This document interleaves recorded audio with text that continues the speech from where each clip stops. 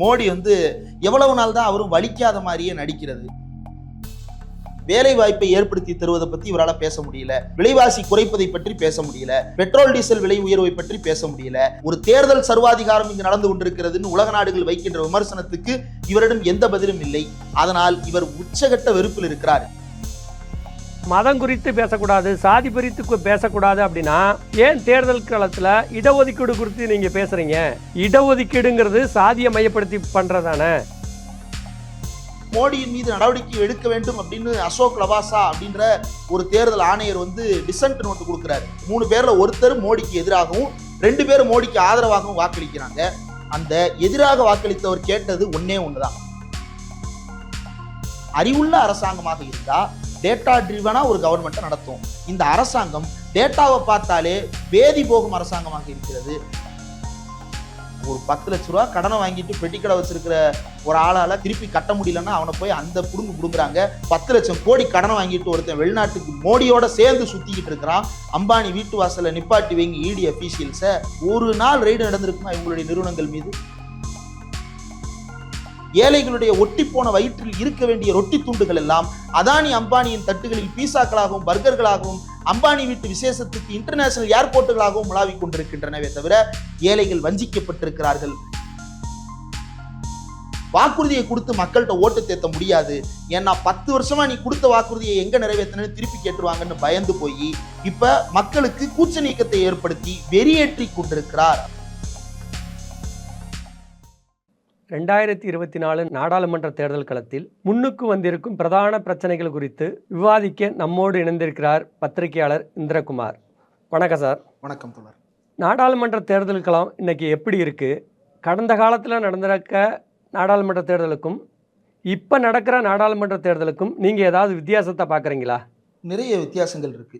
1952 இருந்து இந்தியாவில் தேசிய அளவில் பொது தேர்தல்கள் நடந்து கொண்டிருக்கு. அப்போது ஆரம்பிக்கும் போது பேலட் பேப்பர், அதாவது வாக்குச்சீட்டு முறையில் வாக்குப்பதிவு ஆரம்பிக்கிறது. அதற்கு பிறகு படிப்படியாக எலக்ட்ரானிக் ஓட்டிங் மிஷின் எனப்படும் இயந்திரத்தின் மூலமாக நம்ம வாக்குப்பதிவு செய்கிற முறைக்கு அப்படியே நகர்ந்து வர்றோம். இப்போ முழுமையாக எல்லா தேர்தல்களும், முதல்ல நாடாளுமன்ற தேர்தல், அதுக்கு பிறகு சட்டமன்ற தேர்தல், அதற்கு பிறகு உள்ளாட்சி தேர்தல் என்று இப்போது முழுமையாக இவிஎம் பயன்பாட்டுக்கு வந்திருக்கிறோம். இந்த முழுமையான இவிஎம் பயன்பாட்டுக்கு வந்ததற்கு பிறகு நோட்டான்ற ஆப்ஷன் அறிமுகமாகுது. அதற்கு பிறகு விவிபேட் அப்படின்னு ஓட்டர் வெரிஃபிகேஷன் அப்படின்ற அந்த ப்ராசஸ் வருது.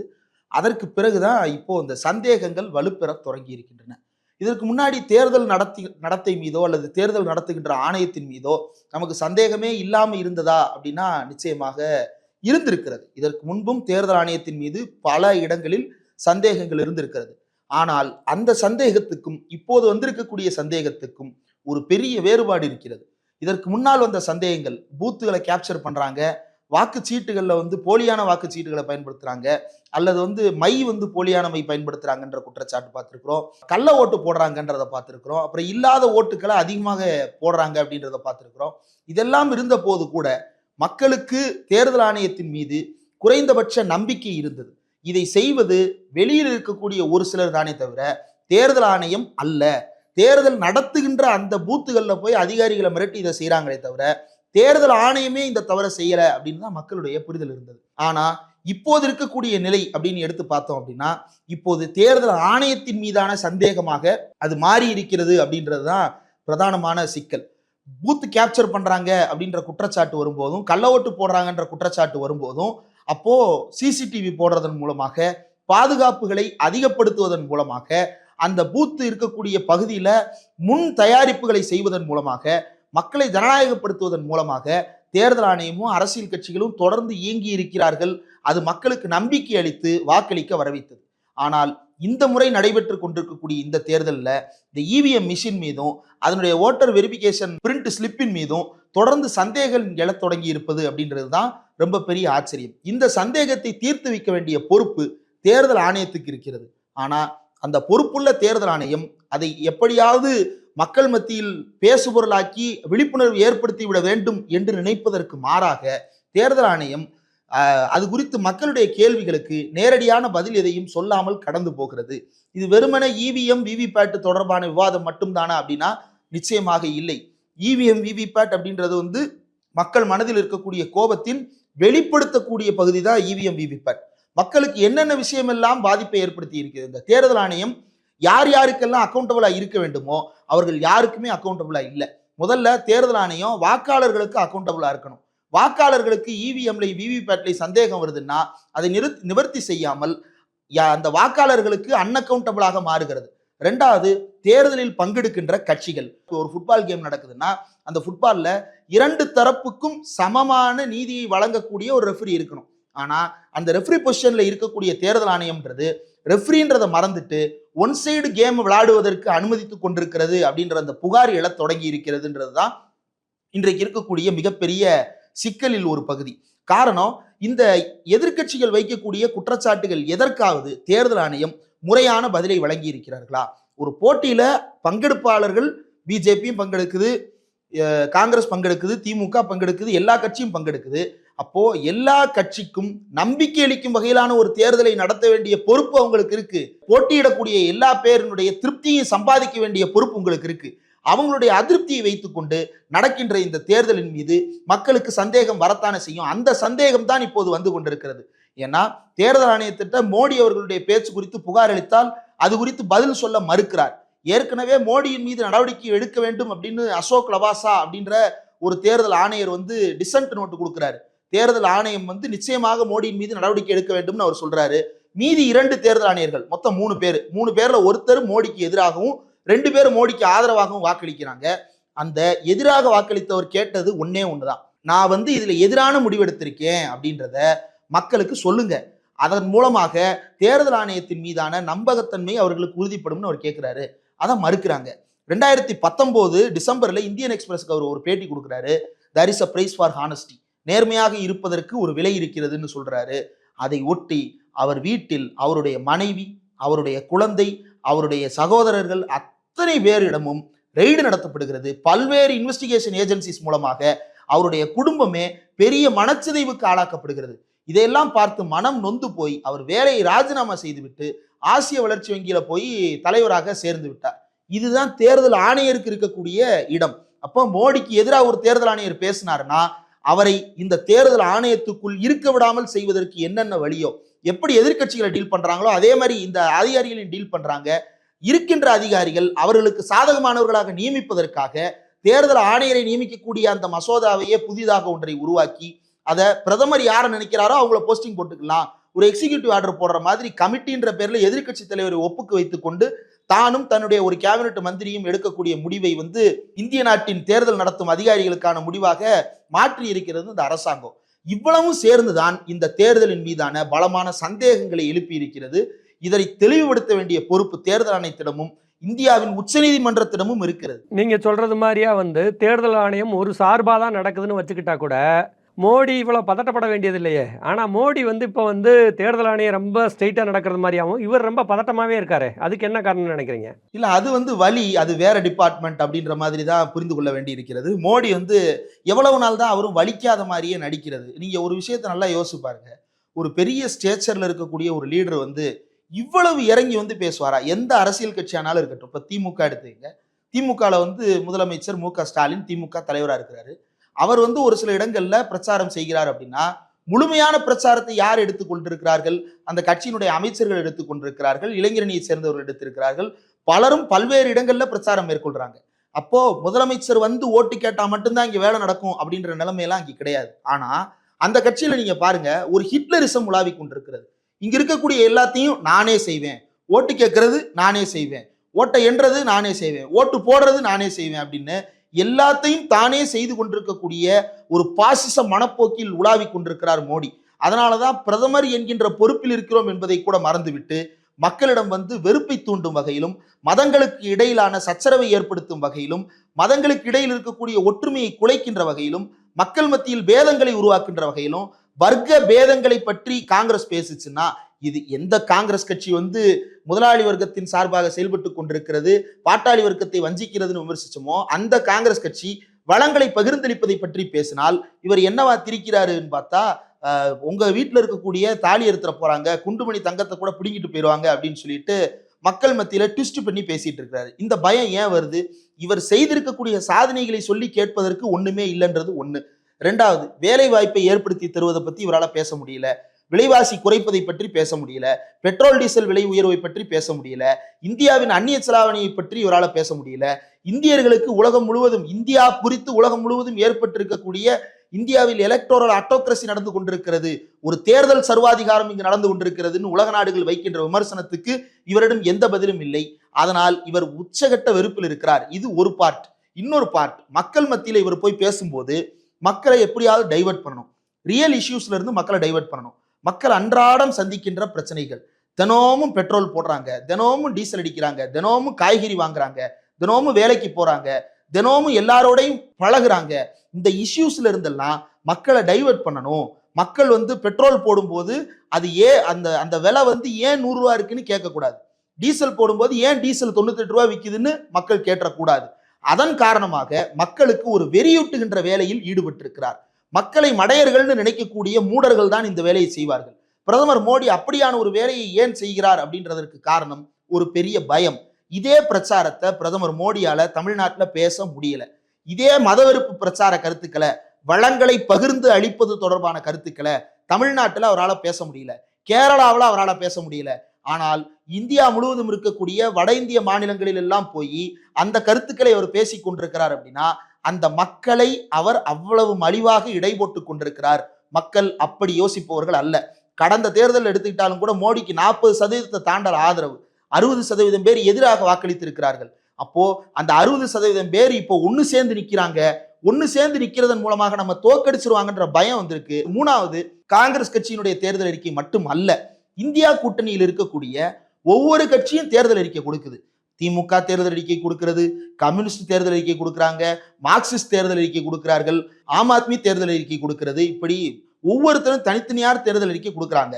மற்றவர்கள் எல்லாம் வெளியில் இருக்கக்கூடிய சில நடுநிலையாளர்கள் என்ன நினைக்கிறாங்கன்னா, ஒற்றுமை இல்லாம தனித்தனியா தேர்தல் அறிக்கை கொடுக்குறாங்கன்னு நினைக்கிறாங்க. உண்மை அது அல்ல. இந்தியா கூட்டணியின் பலமே இந்த வேற்றுமை தான். ஒவ்வொரு மாநிலத்திலும் இருக்கக்கூடிய ஒவ்வொரு கட்சிக்கும் தனிப்பட்ட தேவைகளை பூர்த்தி செய்ய வேண்டிய நிலை இருக்கிறது. அதனால அவங்கவுங்க என்னென்ன விஷயங்களை மக்களிடம் பேசுகிறார்களோ அது குறித்த வாக்குறுதிகளை கொடுக்கிறார்கள். நாங்கள் ஒன்றுபட்டு ஆட்சி அமைந்தால் இந்த எல்லா கருத்துக்களையும் நாங்கள் கூடி விவாதித்து மக்களுக்கான நல்ல முடிவை எடுப்போம் அப்படின்றதுதான் இத்தனை தேர்தல் வாக்குறுதிகள் இருக்கிறதுக்கான வெளிப்பாடு. இன்னொன்னு, இந்தியா ஒரு ஃபெடரலான ஸ்ட்ரக்சரா இருக்கணும்ன்றதுதான் இவங்களுடைய யோசனை. இந்தியா ஃபெடரலான ஸ்ட்ரக்சரா இருக்கும் பொழுது எதற்காக ஒரு ஒற்றை தேர்தல் அறிக்கை தேவைப்படுது? தனித்தனி மாநிலங்கள்ல தனித்தனி கட்சிகள் தனித்தனி தேர்தல் அறிக்கை கொடுக்கிறது தான் இந்தியாவின் அரசியல் இறையாண்மை. அந்த அரசியல் இறையாண்மையை இந்த இந்தியா கூட்டணி கட்சிகள் உயர்த்தி பிடிக்கின்றன. அதில் இருக்கக்கூடிய சாராம்சம் மோடியை இன்னும் கலக்கமடைய செய்கிறது. நீங்க மோடியோட தேர்தல் அறிக்கையில ஒரு இடத்தில் இளைஞர்களுக்கு மினிஸ்ட்ரி ஆஃப் ஸ்போர்ட்ஸ் மூலமா இவ்வளவு போஸ்டிங் போட்டு கொடுத்தேன், மினிஸ்ட்ரி ஆஃப் டிஃபென்ஸ் இவ்வளவு போஸ்டிங் போட்டு கொடுத்திருக்கேன், மினிஸ்ட்ரி ஆஃப் ரூரல் டெவலப்மெண்ட் இதுல இவ்வளவு போஸ்டிங் போட்டு கொடுத்திருக்கேன், இத்தனை தனியார் நிறுவனங்கள்ல வேலை வாய்ப்பு வாங்கி கொடுத்திருக்கேன் அப்படின்னு ஏதாவது ஒரு இடத்துல சுட்டி காட்டி இருக்கிறாரா? சுட்டி காட்டி இருக்க மாட்டார்.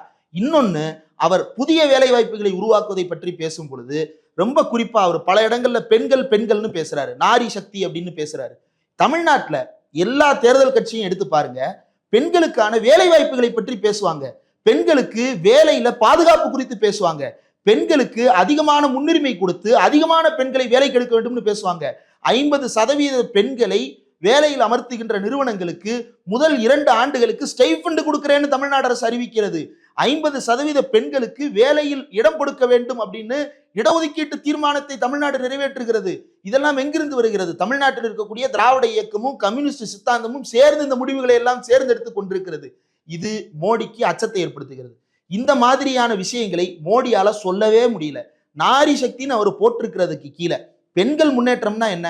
பெண்கள் வீட்டில் அடைந்து கிடக்கக்கூடாது, அவர்கள் சுதந்திரமாக முடிவெடுக்கக்கூடியவர்களாக இருக்க வேண்டும், அவர்கள் வேலைக்கு செல்வதற்கு ஏற்ற வாய்ப்பை உருவாக்கி. இந்தியா முழுக்க பெண்கள் வேலைக்கு போகக்கூடிய பெண்கள்ல 43% பெண்கள் தமிழ்நாட்டை சேர்ந்தவர்கள் அப்படின்னு சொல்லுது புள்ளி விவரம். அப்ப மொத்த இந்தியாவும் சேர்ந்து மீதி இருக்கக்கூடிய 50% இடத்தைத்தான் நிரப்புகிறார்கள் என்றால் அவர்களுக்கான வேலை வாய்ப்பை அதிகரித்து தர வேண்டிய பொறுப்பும் கடமையும் ஒரு அரசியல் கட்சிக்கு இருக்கா இல்லையா? அதை மோடி எங்காவது ஒரு இடத்துல பெண்களுக்கு நான் 1 கோடி வேலை வாய்ப்பை ஏற்படுத்துறேன் அப்படி சொல்லியிருக்கிறாரா? இல்ல. இளைஞர்களுக்கு இத்தனை வேலை வாய்ப்பை ஏற்படுத்துறேன் சொல்லியிருக்காரா? இல்ல. அப்போ வேலை வாய்ப்பு குறித்தான எந்த வாக்குறுதியும் கொடுக்க முடியாத நிலையில் மோடி இருக்கிறார். அந்த வாக்குறுதிகளை கொடுத்து நிறைவேற்றி காட்டி கொண்டிருக்கக்கூடிய கட்சிகள் கேரளாவில் மார்க்சிஸ்ட் கம்யூனிஸ்ட் கட்சி இதை நிறைவேற்றி காட்டிக் கொண்டிருக்கிறது, தமிழ்நாட்டில் திராவிட முன்னேற்ற கழகம் இதை நிறைவேற்றி காட்டிக் கொண்டிருக்கிறது, ஆம் ஆத்மி கட்சி இதை நிறைவேற்றி காட்டிக் கொண்டிருக்கிறது. இதுவெல்லாம் அவர்களுக்கு பெரிய அச்சத்தை ஏற்படுத்துகிறது. இந்த மாடலை தான் அவங்க தேசிய அளவில் ப்ரொஜெக்ட் பண்றாங்க. குஜராத்ன்ற போலியான மாடலை உடைத்து எறிந்துவிட்டு தமிழ்நாடு கேரளா என்கின்ற ப்ரொக்ரெசிவான உண்மையான மாடல்களை இப்போது இவர்கள் பேச தொடங்கி இருக்கிறார்கள் அப்படின்றது மோடியை அதிர வைத்திருக்கிறது. முதல் கட்ட வாக்குப்பதிவு முடிஞ்ச உடனேவே அவருக்கு தெரிஞ்சு போச்சு, 102 தொகுதிகளில் 2 சீட்டுக்கு மேல நமக்கு தேராது, ஆகையினால இனி வரக்கூடிய எல்லா சீட்லையும் நம்ம ஜெயிக்கிறதுக்காக பிரச்சாரம் பண்ணணும், வாக்குறுதியை கொடுத்து மக்கள்கிட்ட ஓட்டு தேத்த முடியாது, ஏன்னா 10 வருஷமா நீ கொடுத்த வாக்குறுதியை எங்க நிறைவேற்றணும்னு திருப்பி கேட்டுருவாங்கன்னு பயந்து போய் இப்ப மக்களுக்கு கூச்ச நீக்கத்தை ஏற்படுத்தி வெறியேற்றி கொண்டிருக்கிறார் அப்படின்றதுதான் இதிலிருந்து தெரிய வருது. நீங்க மதம் குறித்து பேசக்கூடாது, சாதி குறித்து பேசக்கூடாது அப்படின்னா ஏன் தேர்தல் காலத்தில் இடஒதுக்கீடு குறித்து நீங்கள் பேசுகிறீங்க? இடஒதுக்கீடுங்கிறது சாதியை மையப்படுத்தி பண்ணுறதானே, அது சரினா இது சரிதானே அப்படின்னு வேற யாரும் சொல்லலை, தமிழ் ஹிந்துவே ஒரு வியக்கானம் சொல்லுது. இதை நீங்கள் எப்படி பார்க்குறீங்க? தேர்தல் ஆணையம் வெளியிட்டிருக்கக்கூடிய அல்லது representation of people act 1951 section 123, 123(3)A மற்றும் 125 இந்த சட்டங்களை எல்லாம் தமிழ் இந்து திசையை சேர்ந்தவர்கள் தயவு செய்து படித்து பார்க்க வேண்டும். அதுல என்ன குறிப்பிட்டிருக்கிறாங்கன்னா, மதத்தை முன்வைத்து வாக்களிக்க செய்யக்கூடாது, சாதியை முன்வைத்து வாக்களிக்க செய்யக்கூடாது. ரிசர்வேஷன் அப்படின்றது சாதியின் பெயரால் ஓட்டு திரட்டுவது அல்ல. சாதியை உடைத்து இந்தியாவில் இருக்கக்கூடிய ஏகபோகமான வளங்களை ஒரே ஒரு சமூகம் அனுபவித்துக் கூடாது, எல்லா சமூகங்களுக்கும் பகிர்ந்தளிக்க வேண்டும் என்று சமத்துவத்தை பேசுவது, அந்த சமத்துவத்தை அரசியலமைப்பு சட்டம் அங்கீகாரம் செய்திருக்கிறது. மதவாதம் பேசுவதை அரசியலமைப்பு சட்டம் அங்கீகாரம் செய்திருக்கிறதா? இல்ல. மதம் என்பது தனிநபர் விருப்புரிமை சார்ந்தது என்று அரசியலமைப்பு சட்டம் தெளிவாக வரையறுத்து கொடுத்திருக்கிறது. அந்த தனிநபர் விருப்புரிமை சார்ந்த மத விவகாரங்களில் அரசு தேவையில்லாமல் மூக்கை நுழைத்துக் கொண்டிருக்கிறது. மத நிறுவனங்களை கையாளுவதில் அரசு தலையிடலாம் அட்மினிஸ்ட்ரேட்டிவா, ஆனா ரிலீஜியஸா தலையிடக்கூடாது என்பதுதான் அரசியலமைப்பு சட்டம் நமக்கு கொடுத்திருப்பது. ஆனா இவர் என்ன செய்யறாரு? மதத்தை வைத்து துவேஷத்தை கிளப்பி கொண்டிருக்கிறார். இடஒதுக்கீட்டின் மூலமாக எந்த சாதிக்கு எதிராக யாராவது ஒருத்தர் பேசினார் அப்படின்னு எடுத்து காட்டுங்க. பட்டியல் சமூக இடஒதுக்கீடு, பழங்குடியினருக்கான இடஒதுக்கீடு, ஓபிசிக்களுக்கான இடஒதுக்கீடு மற்றும் இஸ்லாமியர்களுக்கான பிற்படுத்தப்பட்டோர் இடஒதுக்கீடு, இது குறித்து பேசணுமே தவிர இவங்களுக்கெல்லாம் இடஒதுக்கீடு கொடுக்க கூடாது அப்படின்னு பேசியிருக்கோமா? இடபிள்யூஎஸ் என்கின்ற முறைகேடான ஒரு இடஒதுக்கீட்டை கொண்டு வர்றாங்க. அந்த இடஒதுக்கீட்டு குறித்து நம்ம நேர்மையாக கேள்வி எழுப்புகிறோம். அந்த கேள்விக்கு முறையா பதில் சொல்லட்டும். பதில் சொல்வதற்கு திராணி இருந்தா பதில் சொல்லுவாங்க, அல்லது ஆதாரம் இருந்தா பதில் சொல்லுவாங்க. அப்படி ஆதாரம் இல்லை என்பதால் தான் அலறி கொண்டிருக்கிறார்கள். இன்னொன்னு, ஓப்பன் காம்படிஷன் அப்படின்றதையே இவர்கள் அதர் கம்யூனிட்டி ரிசர்வேஷனா தான் ஃபில் பண்ணிட்டு இருக்காங்க. அந்த ஓப்பன் காம்படிஷன்ல நீங்க இந்தியாவில் 50% ஓப்பன் காம்படிஷனா தான் இருக்கு. இந்தியாவில் 50% கம்யூனிட்டிஸ் தான் ஓபிசிக்கு வெளியே இருக்காங்களா? இந்தியாவில் 50% கம்யூனிட்டிஸ் தான் எஸ்சிசிக்கு வெளியே இருக்கிறாங்களா? ஓபிசி இந்தியாவில் வெறும் 27% தான் இருக்காங்களா? அப்ப ஓபிசிக்கள் இதில் வஞ்சிக்கப்பட்டிருக்கிறார்கள். பிற சாதியை சேர்ந்தவர்களுக்கு இடஒதுக்கீடு கொடுக்காதே என்று யாரும் சொல்லவில்லை. யாரெல்லாம் பிற்படுத்தப்பட்டிருக்கிறார்களோ அவர்கள் எல்லாருக்கும் இடஒதுக்கீட்டை பற்றி பேசுவதற்கு உரிமை இருக்கிறது, கோருவதற்கான உரிமை இருக்கிறது. அதற்கான தரவுகளும் ஆதாரங்களும் இருக்கின்ற பட்சத்தில் இப்ப இடஒதுக்கீட்டை பத்தி பேசுறதும் சாதியை பத்தி பேசுறதும் ஒன்று அல்ல. சாதியை பற்றி பிரிவினைவாத கருத்துக்களை பேசக்கூடாது, மதத்தை வைத்து துவேஷ கருத்துக்களை பேசக்கூடாது என்பதுதான் ரெப்ரசன்டேஷன் ஆஃப் பீப்புள் ஆக்ட். அதன் அடிப்படையில் தான் இப்போது மோடியின் மீது புகார் வந்திருக்கிறது. இதுக்கு உடனே என்ன சொல்றாங்க? பேச்சுரிமை நசுக்கப்படுகிறதா அப்படின்னு புதிய வியாக்கியானம் ஒன்றை தமிழ் இந்து திசை குறிப்பிடுகிறது. இதுதான் ரொம்ப விசித்திரமானதாக இருக்கிறது. எது பேச்சுரிமை? இந்தியாவில் இருக்கக்கூடிய இஸ்லாமியர்களை எல்லாம் விரட்டி அடிக்க வேண்டும் என்று சொல்லுவது பேச்சுரிமையா? இந்தியாவில் இருக்கக்கூடிய இஸ்லாமியர்களுக்கு இந்தியாவின் வளங்களில் பங்கே கிடையாது என்று சொல்லுவது பேச்சுரிமையா? இதற்கு பெயர் மத வெறுப்பு. இந்த மத வெறுப்புக்கும் பேச்சுரிமைக்கும் வித்தியாசம் தெரியாம ஒரு பத்திரிகை இந்தியாவில் இத்தனை ஆண்டு காலமாக நடந்திருக்கிறதா அப்படின்றதுதான் பெரிய ஆச்சரியமாக இருக்கிறது. கூடுதலா இந்த மதம் தொடர்பான விவகாரங்கள், சாதி தொடர்பான விவகாரங்கள் அப்படின்னு வரும் பொழுது இது குறித்து உலக அளவில் ஏற்பளிக்கப்பட்ட ஹேட் ஸ்பீச் அப்படின்றது இந்தியன் கான்செப்ட் கிடையாது, தமிழ்நாடு கான்செப்ட் கிடையாது. உலக அளவில் ஹேட் ஸ்பீச் என்பது எல்லோராலும் ஏற்றுக்கொள்ளப்பட்டிருக்கிறது. ஹேட் ஸ்பீச்னா என்னன்றதுக்கான உலக அளவில் தெளிவான வரையறைகள் உருவாக்கப்பட்டிருக்கிறது. அதற்கான மிஷின் லேர்னிங் ப்ராசஸ் வரைக்கும் இன்னைக்கு உருவாக்கப்பட்டு கொண்டிருக்கிறது கம்ப்யூட்டரைசேஷன் எரால. மேலும் இந்த இடஒதுக்கீடு, மதம், சாதி இது எல்லாவற்றையும் ஒன்றாக போட்டு குழப்பி மோடி எப்படி ஒரு குழப்படி வேலையை செய்கிறாரோ அதே குழப்படி வேலைக்கு அடியால் வேலை பார்த்து கொண்டிருக்கிறது தமிழ் இந்து திசை. தேர்தல் காலத்தில் அவரோட தீப்பொறி அனல் பறக்கும் பிரச்சாரத்தை எதிர்கொள்ள முடியாமல் அழுகிற குழந்தைய மாதிரியே எல்லாத்தையும் போய் தேர்தல் கமிஷன்கிட்ட நிற்கிறீங்க, நீங்கள் அழுகாணி ஆட்டம் ஆடுறீங்க அப்படின்னா அதே பத்திரிக்கை வந்து இப்படி ஒரு விமர்சனத்தையும் வைக்குது. மோடி செய்கின்ற பிரச்சாரம் தீப்பொறி பறக்கும் பிரச்சாரம் அல்ல, அது தீயை பற்ற வைக்கின்ற பிரச்சாரம். இந்தியா முழுவதும் மதவாத நெருப்பை பற்ற வைக்கின்ற பிரச்சாரம். இதற்கு எதிராக அழுகூனி ஆட்டம் ஆடுறோம்னு சொல்லுது தமிழ் இந்து திசை. அதை வந்து நான் கூட பிஜேபி காரங்க யாரோ எழுதியிருக்கிறாங்க போல அப்படின்னு நினைச்சேன். ஆனா அதுல தெளிவாக குறிப்பிட்டிருக்கிறார்கள், செய்தி பிரிவு அப்படின்னு குறிப்பிட்டிருக்கிறாங்க. இந்துவோட செய்தி பிரிவு எதற்காக பாஜகவுக்கு இவ்வளவு வாலாட்ட வேண்டும் என்று தெரியவில்லை.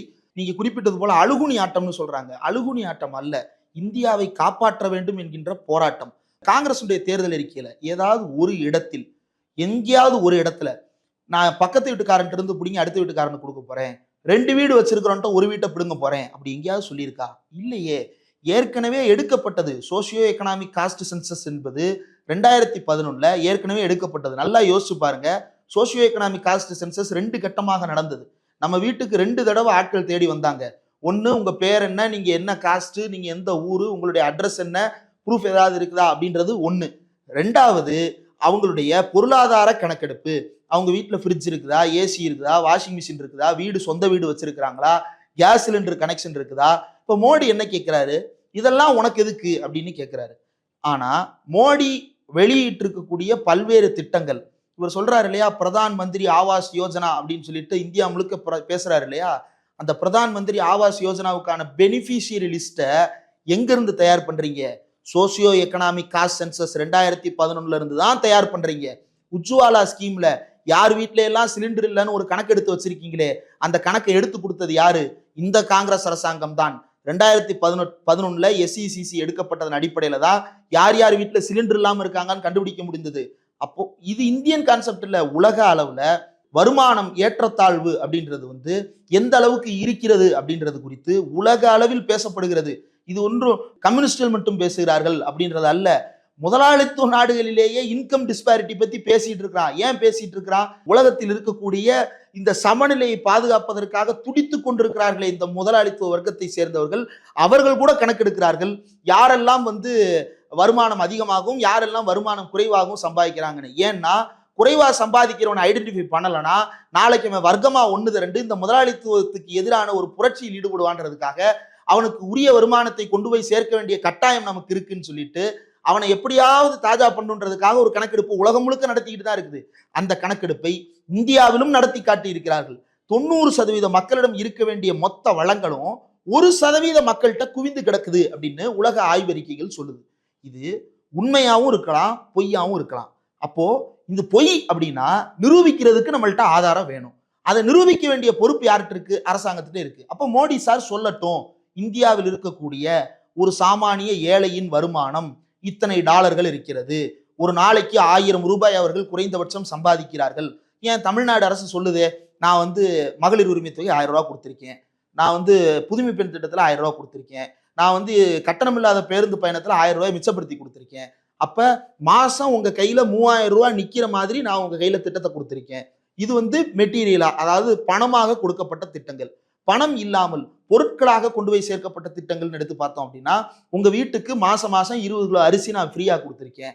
உங்க வீட்டில் இருக்கக்கூடிய உங்களுக்கு ஏதாவது அடிபட்டுருச்சு, காயம் ஏற்பட்டுருச்சு, உடம்புக்கு ஏதாவது சிகிச்சை ஏற்படணுமா, அதற்கு நான் வந்து ஏற்கனவே இந்திய அரசு யோசிக்கிறதுக்கு முன்னாடியே நான் வந்து இங்க எல்லாருக்கும் இன்சூரன்ஸ் திட்டம் செயல்படுத்தி கொடுத்துருக்கேன் அப்படின்னு சொல்றாங்க. பசியில வாடுறீங்களா, கவலைப்படாதீங்க, அங்கன்வாடி மூலமாக உங்களுக்கு உணவளிக்கிறேன், அது போக பிள்ளைகளுக்கு மதிய உணவு திட்டம் கொடுக்குறேன், காலை உணவு திட்டம் கொடுக்குறேன்னு எவ்வளவு திட்டங்கள் ஒவ்வொரு வீட்டுக்கும் போயிருக்குன்னு தமிழ்நாடு அரசு தெளிவா சொல்லுது. இதே போல இந்தியாவில் இருக்கக்கூடிய ஒவ்வொரு மாநில அரசாலையும் சொல்ல முடியும். ஆனா இந்த மோடி அரசாங்கத்தால நான் ஏழைகளுக்கு எவ்வளவு கொடுத்திருக்கேன், நீங்க வளமில்லாதவர்கள் அப்படின்னு சொல்றது பொய். என்னுடைய ஏழை மக்கள் எல்லாம் எப்போவோ வளம் பெற்று விட்டார்கள், அவர்கள் எல்லாம் தினமும் $100 மேல் சம்பாதித்துக் கொண்டிருக்கிறார்கள், அவருடைய அன்றாட வாழ்க்கை தரத்தை உயர்த்தி விட்டேன், எல்லோருக்கும் சொந்த வீடு கொடுத்து விட்டேன் என்று அவரால் சொல்ல முடியுமா அப்படின்றதுதான் கேள்வி. அவரால் சொல்ல முடிஞ்சா ஏன் ராகுல் காந்தி பிரச்சாரம் பண்ணணும், ஏன் சீதாராம் யெச்சூரி பிரச்சாரம் பண்ணணும், ஏன் மு.க. ஸ்டாலின் பிரச்சாரம் பண்ணணும், ஏன் பினராயி விஜயன் பிரச்சாரம் பண்ணணும், ஏன் பிரியங்கா காந்தி பிரச்சாரம் பண்ணணும்? அவர் மட்டுமே பேசிட்டு போயிருக்க வேண்டியதானே. ஆனா அவரால் சொல்ல முடியாது. ஏன்னா அவர்கிட்ட டேட்டா இல்லை. டேட்டா இல்லாததற்கு காரணம் அறிவுள்ளவர்களுக்கு தான் டேட்டாவை இன்டர்பிரட் பண்ண தெரியும். இந்த அரசாங்கம் அறிவுள்ள அரசாங்கமாக இருந்தா டேட்டா ட்ரிவனா ஒரு கவர்மெண்ட்டை நடத்தும். இந்த அரசாங்கம் டேட்டாவை பார்த்தாலே பேதி போகும் அரசாங்கமாக இருக்கிறது. அதனால் டேட்டாவை பார்த்தாலே அச்சப்படுகிறது. அதை தினசரி ஊடக விவாதங்களில் இருந்து நாடாளுமன்ற விவாதம் வரைக்கும் கண்கூடாக பார்க்க முடிகிறது. அதனுடைய ஒரு வெளிப்பாடு தான் மோடி இவ்வளவு அச்சத்தை வெளிப்படுத்தி கொண்டிருப்பது, இவர்கள் வெளியில் இவ்வளவு மாவு பிசைந்து கொண்டிருப்பது. பொதுவாகவே என்ன சொல்லுவாங்கன்னா, முன்னாடி கம்யூனிஸ்ட்டுகள் வந்தாங்கன்னா 2 வீடு இருந்துச்சுன்னா ஒரு வீடை பிடிங்கி இன்னொருத்தவங்களுக்கு கொடுத்துருவாங்க, 2 சைக்கிள் வச்சுருந்தீங்கன்னா ஒன்றை பிடிங்கி கொடுத்துருவாங்கன்னு முன்னாடி ஒரு அவதூறை பொதுவான ஒரு பொது புத்தியில் ஏற்றுற வேலையை இதே பாஜக ஆர்எஸ்எஸ் பண்ணிக்கிட்டு இருந்தாங்க. ஆனால் இன்னைக்கு அதை ஒட்டுமொத்தமாக இந்தியா கூட்டணி மேலே வைக்கிறது மட்டும் இல்லை, காங்கிரஸ் வந்தாலே அதை பண்ணிடும் அப்படின்னு சொல்கிறாங்க. அதில் ஏதாவது உண்மை இருக்கா? செல்வ பகிர்ந்தளிப்புன்னு காங்கிரஸ் சொன்னது இந்த மீனிங்கில் தான் சொன்னதா? இல்லை, காங்கிரஸினுடைய தேர்தல் அறிக்கையை பற்றி காங்கிரஸுக்கு எப்படி தெரியுதோ தெரியல. ஆனால் காங்கிரஸுடைய தேர்தல் அறிக்கை ரொம்ப பவர்ஃபுல்லாக இருக்குது அப்படின்றது மோடிக்கு தெரிஞ்சிருக்கு. அதனால தான் இல்லாத பொல்லாத புகார்களை எல்லாம் உருட்டு போட்டு கொண்டிருக்கிறார். ரொம்ப காலமாக இந்தியாவில் கம்யூனிஸ்டுகளும் திராவிட இயக்கத்தை சேர்ந்தவர்களும் அல்லது இன்ன பிற முற்போக்கு அமைப்புகளும் பேசி கொண்டிருந்த விஷயங்களை எல்லாம் இன்றைக்கு ராகுல் பேச தொடங்கி இருக்கிறார். ஆனால் அதற்காக அவர் முழுமையான ஒரு மார்க்சிஸ்டா மாறிட்டாரா அல்லது ஒரு ரெவிடியனிஸ்டாக்கா மாறிட்டாரா அப்படின்னா அப்படி நான் கருதலை. ராகுலுடைய தேர்தல் அறிக்கையில அல்லது ராகுலுடைய பேச்சுக்கள்ல எந்த இடத்துலையும் நான் இருக்கிறவன்ட்டு இருக்கிறவன் எல்லார்ட்டிருந்தும் பிடுங்கி கொடுக்க போறேன் அப்படின்னு சொல்லலை. அவர் வளம் ஒரு இடத்துல குவிஞ்சிருக்கு அப்படின்னு சொல்றாரு. அந்த 1% குவிஞ்சிருக்கிற வளத்தையும் பிடுங்கி கொடுப்பேன்னு அவர் சொல்லலை. அதை உரிய முறையில் மக்களுக்கு கொண்டு போய் சேர்ப்பேன்னு சொல்றாரு. எதை சொல்றாரு? ரொம்ப தெளிவா ஒரு உதாரணத்தை சொல்றாரு. 16 லட்சம் கோடி கடன் தள்ளுபடி செஞ்சிருக்கியப்பா, இந்த 16 லட்சம் கோடி யார் அப்ப விட்டு காசு அப்படின்னு அவர் கேட்கிறாரு. இந்த 16 லட்சம் கோடி நம்ம காசு. தமிழ்நாட்டில் ஒரு சின்ன எம்எஸ்எம்இ ஆரம்பிச்சு ஒருத்தன் கடன் வாங்கிட்டு திருப்பி கட்ட முடியலன்னா அவன் கம்பெனிக்குள்ள புகுந்து ஆளுங்களை மிரட்டுறது, ஆளுங்களை வச்சு வீட்டுக்கு போய் அவங்களுடைய மனைவிமார்களையும் பிள்ளைகளையும் மிரட்டுறது, ஏழை விவசாயிகள் டிராக்டர் வாங்கிட்டு அந்த 100 ரூபா வட்டி காசை ஒழுங்கா கட்டலை அப்படின்னா வீட்டுக்கு போய் டிராக்டரை பிடுங்கிடுவேன்னு மிரட்டுறது, செத்து போன்னு மிரட்டுறது, மாணவர்கள் கல்வி கடன் வாங்கிட்டு திருப்பி கட்ட முடியலன்னா உனக்கெல்லாம் எதுக்குடா படிப்பு அப்படின்னு சனாதன ரீதியா அவனை மிரட்ட வேண்டியது. இவ்வளவும் செய்றீங்கல்ல, போய் மிரட்டுங்க. அம்பானி வீட்டு வாசல்ல நிப்பாட்டி வைங்க ஐடி ஆபீசர்ஸை, அம்பானி வீட்டு வாசல்ல நிப்பாட்டி வைங்க இடி அபிஷியல்ஸை. ஒரு நாள் ரெய்டு நடந்திருக்குமா இவங்களுடைய நிறுவனங்கள் மீது? நடக்கலைல. அப்போ இவர்களிடம் உரிய வரிப்பணத்தை வசூலித்தாலே, அவங்க இந்தியாவுக்கு திருப்பி செலுத்த வேண்டிய கடனை வசூலித்தாலே ஏழை மக்களுக்கு செய்ய வேண்டிய எண்ணற்ற திட்டங்களை நம்மால் செய்ய முடியும். அப்படி எதையும் செய்ய விடாமல் மொத்த வளங்களையும் அம்பானியிடமும் அதானியிடமும் முடக்கி வைத்திருப்பது இந்த அரசாங்கம் தான் அப்படின்ற விமர்சனத்தை வைக்கிறதுல என்ன தப்பு இருக்கு? இந்த குற்றச்சாட்டை நம்ம வைக்கிற உலக அளவில் இருக்கக்கூடிய அமைப்புகள் வைக்கிறாங்க. இதை தெளிவுபடுத்த வேண்டிய பொறுப்புள்ள நீதிமன்றம் அதை நாங்களே பார்த்துக்கிறோம், வெளிநாட்டு அமைப்புகள் சொல்றதெல்லாம் ஏத்துக்கிட முடியாது. சரி, உள்நாட்டு அமைப்பு ஏதாவது உருப்படியா ஆய்வு நடத்தி இருக்கான்னு பார்த்தோம்னா எந்த ஆய்வும் நடத்தவில்லை. செபி ரெகுலேஷன்ஸை வச்சு பேசுறாங்களே தவிர அதானிக்கு வழங்கப்பட்டிருக்கக்கூடிய கடன் தள்ளுபடி குறித்து எந்த பேச்சும் இல்லை. கேட்டா அது பேங்கோட டெசிஷன், நம்ம தலையிட முடியாது. எதற்காக அந்த கடனை தள்ளுபடி செய்யணும்? ஏங்க, ஒரு 10 லட்ச ரூபா கடனை வாங்கிட்டு பெட்டிக்கடை வச்சிருக்கிற ஒரு ஆளால திருப்பி கட்ட முடியலன்னா அவனை போய் அந்த புடுங்குறாங்க. 10 லட்சம் கோடி கடனை வாங்கிட்டு ஒருத்தன் வெளிநாட்டுக்கு மோடியோட சேர்ந்து சுத்திக்கிட்டு இருக்கிறான், அவனுக்கு ரைட் ஆஃப் பண்றீங்க அப்படின்னா என்ன மாதிரியான லாஜிக் இது அப்படின்றது நியாயமான கேள்வி. இந்த நியாயமான கேள்விக்கு பதில் சொல்ல அவர்களால் முடியாது. காரணம், அவர்கள் இவர்களுக்கு ஆதரவானவர்களாகத்தான் இருக்கிறார்கள். ஏழைகளுக்கு ஆதரவானவர்களாக இருந்திருந்தால் நிச்சயமாக பதில் சொல்லி இருக்க முடியும். அவங்க ஏழைகளுக்கு ஆதரவாக இல்லாமல் அம்பானிக்கும் அதானிக்கும் ஆதரவாக இருப்பதன் வெளிப்பாடு தான் இன்றைக்கு அவருடைய அலறல். இப்போ ரொம்ப தீவிரமாக அவர்கள் ஒரு விஷயத்தை பேச தொடங்கி இருக்கிறாங்க. முந்தா நேத்து கூட ஸ்வராஜ்யால பார்த்தேன், ஒரு ஆன்டி கம்யூனிஸ்ட் ப்ரொபகண்டா இது பழைய பேச்சு ஒன்று எடுத்து போட்டிருக்கிறாங்க, ராஜாஜியோட எடுத்து போட்டிருக்கிறாங்க. அப்புறம் ராகுல் காந்தியினுடைய பிரச்சாரத்தை மார்க்சிஸ்ட்ன்றாரு, மாவோயிஸ்ட்ன்றாரு, அர்பன் நக்சல்னு சொல்றது, இப்படி ஒரு தீவிரமான ஆன்டி கம்யூனிஸ்ட் ப்ரொபகண்டா நடைபெற தொடங்கி இருக்கிறது. இதிலிருந்து நமக்கு ஒரு செய்தி புரிகிறது. இந்தியாவில் வர்க்க ரீதியாக மக்கள் திரளத் தொடங்கி விட்டார்கள். ஒடுக்கப்பட்ட வர்க்கத்தினர் அத்தனை பேரும் விழித்து கொள்ள தொடங்கி விட்டார்கள். அது மோடியை அச்சுறுத்த தொடங்கி இருக்கிறது. பாட்டாளி வர்க்கத்தினர் ஒன்றுபட தொடங்கி இருக்கிறார்கள். தாங்கள் எல்லாம் வேலையற்றவர்களாக வஞ்சிக்கப்பட்டிருக்கிறோம், தாங்கள் எல்லாம் வருமானமற்றவர்களாக தள்ளப்பட்டிருக்கிறோம், தாங்கள் எல்லாம் வளமற்றவர்களாக முடக்கப்பட்டிருக்கிறோம் என்கின்ற குரல் இந்தியா முழுவதும் ஒலிக்க தொடங்கிவிட்டது. அந்த ஒலிக்கும் குரல் ஒரு வர்க்க ஒற்றுமையை உருவாக்கிவிட்டால் அது நம்முடைய அஸ்திவாரத்தை ஆழமாக பாதித்து விடும் அப்படின்ற புரிதல் அவர்களுக்கு வந்துவிட்டது. அதனாலதான் ஒரே ஒரு மாநிலத்தில் ஆட்சியில் இருக்கக்கூடிய கம்யூனிஸ்டுகளை பார்த்து இவ்வளவு அலறலை அவர் வெளிப்படுத்தி கொண்டிருக்கிறார். காங்கிரஸ் கட்சியை பார்த்து கம்யூனிஸ்ட் அறிக்கைன்றாரு, முஸ்லீம் லீக் அறிக்கைன்றாரு, இன்னும் என்னென்னமோ சொல்லுவாரு.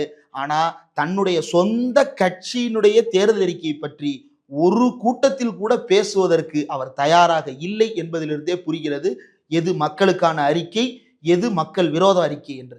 இல்லாதவங்ககிட்ட புடுங்கி இருக்கிறவங்ககிட்ட திரும்ப திரும்ப கொடுக்குற அரசா இருக்குன்னு பொதுவான குற்றச்சாட்டு இருக்கு. அப்படி இந்த அரசு மேல அப்படி செஞ்சிருக்குது ஏதாவது உதாரணத்தோட கூற முடியுமா?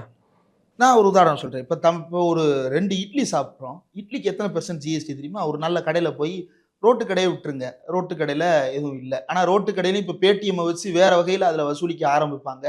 அதற்கு அடுத்து இப்போ ஒரு சின்ன கடை ஒருத்தர் வந்து ஹோட்டல் மாதிரி போட்டு நடத்துறாரு, பில் கவுண்டர் வச்சு நடத்துறாருன்னா 18% அந்த ஹோட்டல்ல ஜிஎஸ்டி வரி கட்ட வேண்டியது இருக்கிறது. அப்போ 2 இட்லி சாப்பிட்ற ஏழை 18% வரி கட்டுறான். ஒரு பிஸ்கட் பாக்கெட் வாங்கி திங்கிற ஏழை 8% வரி கட்டிட்டு இருக்கிறான். எதற்காக இந்த 8%? எதுக்கு பிஸ்கட்ல வரி? எதற்கு இட்லியில வரி? எதற்கு கோதுமையில வரி? எதற்கு கருவேப்பிலை கொத்தமல்லி கட்டில வரி? எதற்காக வெங்காயத்துல வரி? எதற்காக இவ்வளவு வரியை போடுறாங்க? இந்த வரி எல்லாம் வந்து அதானி கட்டுறாரா? இட்லி சாப்பிட்றதுல கட்டுற வரி வந்து அதானி அம்பானி கட்டுற வரியா? இந்தியாவில் வந்து பல வகைகளில் வரி வசூலிக்கப்படுகிறது. ஒன்று, பண்டங்களை வாங்குவதன் மூலமாக மக்களிடமிருந்து வசூலிக்கப்படுகின்ற வரி ஒன்று. அவர்கள் ஈட்டுகின்ற வருமானம் 7 லட்சத்துக்கு அதிகமாக இருக்கும் பொழுது அந்த வருமானத்திலிருந்து அரசு எடுத்துக்கொள்ளுகின்ற வரி. மூன்றாவது, கார்ப்பரேட் நிறுவனங்களிடம் இருந்து அரசு எடுத்துக்கொள்ளுகின்ற வரி. இதுதான் பிரதானம். இதை தாண்டி வந்து லேண்ட் ரெஜிஸ்ட்ரேஷன்ல அது எல்லாத்தையுமே கூட நம்ம வந்து ஒரு பொருளை வாங்குவதற்காக கட்டுகின்ற வரி அப்படின்ற லிஸ்ட்ல சேர்த்தலாம். அப்போ அதிகமான வரி எதில் வசூலிக்கப்பட்டிருக்கிறது அப்படின்னு பார்த்தோம்னா, ஆக்ஸ்ஃபார்ம் ரிப்போர்ட் என்ன சொல்லுது? 90லிருந்து 70% மக்கள் வைத்திருக்க வேண்டிய வளம் 1% மக்களிடம் குவிக்கப்பட்டிருக்கிறது அப்படின்னு சொல்றாங்க. அப்போ வரியை யார் அதிகமா கட்டியிருக்கணும்? அவா தான் அதிகமா கட்டியிருக்கணும். கார்ப்பரேட் கம்பெனிகள் தான் அதிகமா கட்டியிருக்கணும். மாறாக ஏழை மக்கள் கட்டுகின்ற ஜிஎஸ்டி தான் அதிகமான வரியை இந்திய அரசுக்கு கொடுத்திருக்கிறது. கார்ப்பரேட் வரி என்பது பல மடங்கு குறைந்திருக்கிறது. காரணம் இந்த மோடி அரசு எடுத்த நிர்வாக ரீதியிலான மோசடியான முடிவுகள். அப்போ கார்ப்பரேட் அடிக்கின்ற, அதாவது 7 லட்சம் வருமானம் வாங்குறவனும் வரி கட்டணும், பல லட்சம் கோடி டேர்ன் ஓவர் பண்றவனும் வரி கட்டணும். 7 லட்சம் வருமானம் வாங்குறவனுக்கும் நீ வந்து எவ்வளவு % அடிக்கிற, அதே மாதிரி கார்ப்பரேட்ல பல லட்சம் கோடி டேர்ன் ஓவர் பண்றவன்ட்ட எத்தனை % வரி வாங்குறீங்க அப்படின்றத கேள்வி கேட்டோம்னா அதுக்கு இந்த மோடி அரசிடம் பதில் இல்லை. அப்போ இவங்களுக்கு கொடுக்கின்ற இந்த கடன் தள்ளுபடி என்பது நாம இட்லிக்கு கட்டுற ஜிஎஸ்டி, நாம சேலைக்கு கட்டுற ஜிஎஸ்டி, நாம வேட்டிக்கு கட்டுற ஜிஎஸ்டி, நாம அன்றாடம் உழைத்து உழைத்து உழைத்து உழைத்து 100 ரூபாய் ஒரு நாளைக்கு சம்பாதிக்கிறோம்னா குறைந்தபட்சம் அதுல 30 ரூபாயாவது இந்திய அரசாங்கத்துக்கு வரியாக போய் கொண்டிருக்கிறது. 100 ரூபாய்க்கு பெட்ரோல் போடுறோம் அப்படின்னா அதுல 28 ரூபாய்க்கு மேல இந்திய அரசாங்கத்துக்கு வரியாக போய் கொண்டிருக்கிறது. ஒரு சாமானிய ஏழை விவசாயி, ஒரு ஆட்டோக்காரர், ஒரு சைக்கிள் ரிக்ஷா ஓட்டுறவர், ஒரு கடை வச்சிருக்கிறவர், ரோட்ல எந்த வேலையும் இல்லாம இந்த மோடி அரசாங்கத்தால வஞ்சிக்கப்பட்டவர் 100 ரூபாய்க்கு பெட்ரோல் போட்டு 28 ரூபாய் வரி கட்டிக்கிட்டு இருக்கிறாரே, அப்ப அது ஜேப்படி இல்லையா? 100 ரூபாய்க்கு 28 ரூபாய் என்கிட்ட வரி வாங்கிட்டு அந்த 28 ரூபாய் நீ என்னடா பண்ற அப்படின்னா மற்ற நிறுவனங்களுக்கு கடன் தள்ளுபடி பண்ணிட்டு இருக்கிற. இதுக்கு கேட்டா என்ன சொல்றாங்க அப்படின்னா, காங்கிரஸ் வந்து எண்ணெய் பத்திரங்கள் அப்படின்னு ஒரு முறையை கொண்டு வந்துருச்சு, ஆயில் பாண்ட்ஸ் அப்படின்னு. அதனால வந்து எண்ணெய் நிறுவனங்களுக்கு நம்ம கடனை திருப்பி செலுத்த வேண்டிய நிலை ஏற்பட்டுருச்சு. எண்ணெய் நிறுவனங்களோட கடன் வந்து 1,80,000 கோடி தான். நீ இது வரைக்கும் வசூலிச்ச பணம் மட்டும் 3,80,000 கோடி. அப்ப 2 மடங்கு அதை விட திருப்பி கட்டியிருக்கலாம் வட்டி போட்டாலும் கூட. இதுக்கு வரைக்கும் கட்டாம வச்சுக்கிட்டு ஏழை மக்கள்ல வரி வசூலித்து கொண்டு வயிற்றில் எடுத்து பிழைத்துக் கொண்டிருக்கிற இந்த மோடி அரசாங்கம் ஏழைகளுடைய ஒட்டி போன வயிற்றில் இருக்க வேண்டிய ரொட்டி துண்டுகள் எல்லாம் அதானி அம்பானியின் தட்டுகளில் பீசாக்களாகவும் பர்கர்களாகவும் அம்பானி வீட்டு விசேஷத்துக்கு இன்டர்நேஷனல் ஏர்போர்ட்டுகளாகவும் உலாவிக் கொண்டிருக்கின்றனவே தவிர ஏழைகள் வஞ்சிக்கப்பட்டிருக்கிறார்கள். பண முதலைகள் இன்னும் பெரிய முதலைகளாக மாறுவதற்கு கரித்துண்டுகளை போடப்பட்டிருக்கிறார்கள். என் விட்டு பிள்ளைக்கு ஒரு ரொட்டி துண்டு வாங்குறதுக்கு நான் 8% வரி கட்டிட்டு இருக்கேன். ஆனா அவனுக்காக ஒரு இன்டர்நேஷனல் ஏர்போர்ட்டையே நீ டெடிகேட் பண்ணுவ. மதுரையில இன்டர்நேஷனல் ஏர்போர்ட் கேட்டு போராட்டம் பண்ணிட்டு இருக்கிறான், திருச்சியில இன்டர்நேஷனல் ஏர்போர்ட் கேட்டு போராட்டம் பண்ணிட்டு இருக்கிறான். அதை வச்சு தரதுக்கு உனக்கு முடிவு எந்த விதமான திராணியும் இல்லை. ஆனா ஜாம்நகர்னு எங்கேயோ இருக்கிற ஒரு ஏர்போர்ட்டை இன்டர்நேஷனல் ஏர்போர்ட்டா 10 நாளைக்கு மட்டும் மாத்தி கொடுக்க முடியுது அப்படின்னா இந்த நாட்டில் உண்மையான ஆளும் வர்க்கம் யார் அப்படின்றத மக்கள் தெளிவாக உணர்ந்து கொள்ள தொடங்கி விட்டார்கள். மினிமம் பேலன்ஸ் இல்லாம இருக்கிற அக்கௌண்ட்ல இருந்து கொள்ளையடிக்கப்பட்டிருக்க பணம் மினிமம் பேலன்ஸ் இல்லாத அக்கௌண்ட் யாரோடது? இந்திரகுமார் தேரடியோடதா, இல்ல கண்ணனோடதா, அல்லது வந்து வேற யாரோடதா? மினிமம் பேலன்ஸ் இல்லாம இருக்கிற அக்கௌண்ட் அதானியோடதா? ஏழைகளோடது. ஏழைகள் வயிற்றில் இருந்து ஒரு அவனால ரூ. 100 கூட மினிமம் பேலன்ஸ் வச்சுக்கிட முடியாம தான் அந்த அக்கௌண்ட்டை போட்டு வச்சிருக்கிறாங்க. அந்த அக்கௌண்ட்ல இருந்து காசை திருடுறான். திருடி அப்படியே அம்பானிக்கும் அதானிக்கும் அதை வந்து மாத்தி விடுறான். இப்போ இது வந்து பெரிய ஜேப்படியாக நடந்து கொண்டிருக்கிறது அப்படின்றது தான். அம்பானி அக்கௌண்ட் மினிமம் பேலன்ஸ் இல்லாம போயிடல, அதானி அக்கௌண்ட் மினிமம் பேலன்ஸ் இல்லாம போயிடல, அரசு ஊழியர்கள் பணம் மினிமம் பேலன்ஸ் இல்லாம போயிடல, எம்எஸ்எம்இ நடத்த பணம் மினிமம் பேலன்ஸ் இல்லாம போயிடல. ஆனா ஏழைகளுடைய பணம் மினிமம் பேலன்ஸ் இல்லாம போயிட்டு இருக்கு. காய்கறி மார்க்கெட்ல மூட்டை தூக்கும் தொழிலாளிகள் இருந்து, அன்றாட ரோட்ல உட்காந்து இட்லி விற்கிற அம்மால இருந்து, தெருவில் நிற்கிற வாட்ச்மேன் அண்ணாச்சியில இருந்து பல பேரினுடைய அக்கௌண்ட் வந்து மினிமம் பேலன்ஸ் இல்லாம தான் இருக்கு. வேற வழி இல்லாம அந்த அக்கௌண்ட்டை மூடவும் முடியாம, மூடுறதுக்கு போனா காசு கட்ட சொல்லுவானேன்னு பயந்துகிட்டு அவங்க பூரா அந்த கணக்கை அப்படியே போட்டு வச்சிருக்கிறாங்க. அந்த பணத்தை கொள்ளையடித்து 23,000 கோடி சுருட்டி வச்சிருக்கிறான். இந்த 23,000 கோடி தஞ்சாவூர்ல செத்து போனாரே விவசாயி, அவருடைய காசு. இந்த 23,000 கோடி பஞ்சாப் பார்டர்ல போராட்டம் பண்ணி செத்து போனாங்களே 700 பேரு, அவருடைய காசு. இந்த 23,000 கோடி மணிப்பூர்ல சுட்டு கொல்லப்பட்டார்களே பழங்குடியின மக்கள், அவர்களுடைய காசு. இந்த 23,000 கோடி வெள்ளத்தில் செத்து போனார்களே அந்த மக்களுடைய காசு. இந்த 23,000 கோடி உரிய நேரத்தில் உதவி கிடைக்காமல் ஒக்கி புயலில் செத்து போனார்களே மக்கள், அவர்களுடைய காசு. இந்த 23,000 கோடி ஏழைகளின் காசு. இப்படி 23,000 கோடி இது போக காடை வந்து 4 தடவைக்கு மேல இவன் தான் சொன்னா எல்லாத்தையும் பேங்க்ல வச்சுக்கன்னு. பேங்க்ல போனா அவன் ஒரு கார்டு கொடுக்குறான். அந்த கார்டை போய் தேய்ச்சோம்னா 4 தடவைக்கு மேல தேய்ச்சோம்னா ஒவ்வொரு டிரான்சாக்ஷனுக்கு 25 ரூபாய் எடுத்துக்கிறான். காசை போய் பேங்க்ல டெபாசிட் பண்றதுக்கு போனோம்னா மிஷின்ல போடுன்றான்.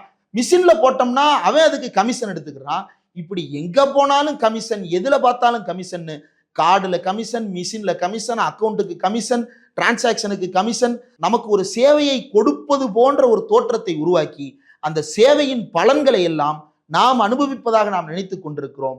ஒரு சேவையின் பலனை கொடுப்பவனே அனுபவிக்கின்ற கொடுமை இந்தியாவில் நடந்து கொண்டிருக்கிறது. டெலிபோன் சர்வீஸா அந்த சேவையை நாம் அனுபவிக்கவில்லை. இந்த சேவையை உண்மையில் அனுபவித்துக் கொண்டிருப்பது அதானி அம்பானி தான். நிலக்கரியா, அந்த நிலக்கரியிலிருந்து வர்ற மின்சாரத்தை நம்ம அனுபவிக்கிறோமா இல்லையான்னு தெரியல.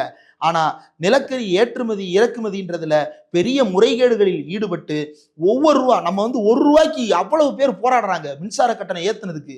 அந்த ₹1 எங்கிருந்து வந்து சேருது அப்படின்னு எடுத்து பார்த்தோம்னா, இந்த அதானி வெளிநாட்டிலிருந்து இறக்குமதி செய்வதற்கு நேரடியாக இறக்குமதி செய்யாம பல்வேறு நாடுகளுக்கு செல் கம்பெனி மூலமா சுத்தி விட்டு இந்தியாவுக்கு கொண்டு வரும் போதே அதை விலையை அதிகப்படுத்தி கொண்டு வர்றது, அதனுடைய டிரான்ஸ்போர்டேஷன் காஸ்ட்டை இன்க்ரீஸ் பண்றதுன்னு இங்கு ஏறுகின்ற ₹1 பின்னால் அதானி உட்கார்ந்துட்டு இருக்கிறாரு. 140 கோடி மக்களும் ₹1 ஒரு மாசத்துக்கு அப்படின்னா அப்ப எத்தனை ரூபாய் இந்த நாட்டில் கொள்ளையடிக்கப்பட்டிருக்கிறது, அதானிக்கு கைமாற்றி கொடுக்கப்பட்டிருக்கிறது அப்படின்றது தான் இன்றைக்கு இருக்கக்கூடிய பெரிய சிக்கல். இவ்வளவு நேரம் தங்களுடைய நேரத்தை ஒதுக்கி மிக அருமையாக கருத்துக்களை பகிர்ந்து கொண்டதுக்கு நன்றி. நன்றி.